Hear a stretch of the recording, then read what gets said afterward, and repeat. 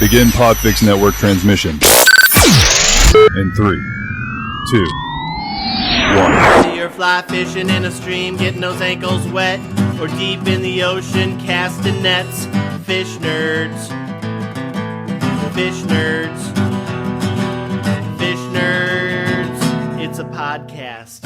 Hello and welcome to the Fish Nerds, a show about fish, fishing, and eating fish. I'm Clay Groves, Chief Executive Fish Nerd, licensed fishing guide, and your best friend. It is National Podcast Posting Month, NaPodPoMo, as they call it.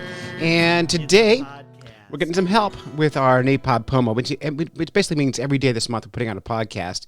And this month's theme is fishing tips, and we love help. So Tim Bete, our correspondent from the Midwest and host of, I think, one of the very best fishing podcasts out there, the Lure Love Podcast, is here with us today to talk about what do you do if you don't like swivels, but you like swivels. That's what we're going to talk about. If you want to give your fishing tip to us, we'd love it.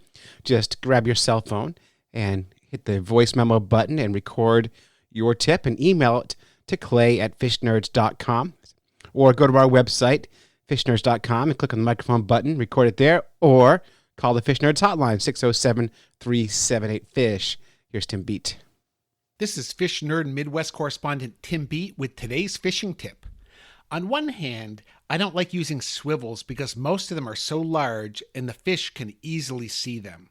On the other hand, I hate taking the time to retie a new lure on my line and eventually have to add a new leader. What's an angler to do? The answer? Use a fly fishing clip. A fly clip is an extremely small clip used to attach your leader to a fly.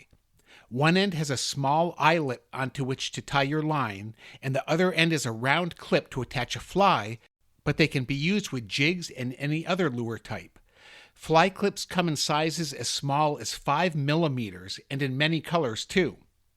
The problem is that traditionally they cost more than $1 a piece at pricey fly shops. But now, thanks to Amazon, you can find packs of 150 fly clips for as little as $11. That's only 7 cents a piece. What I love about these clips is they allow you to quickly change lures without cutting your line and retying it. I often wade fish in rivers, so I don't have more than one rod with me.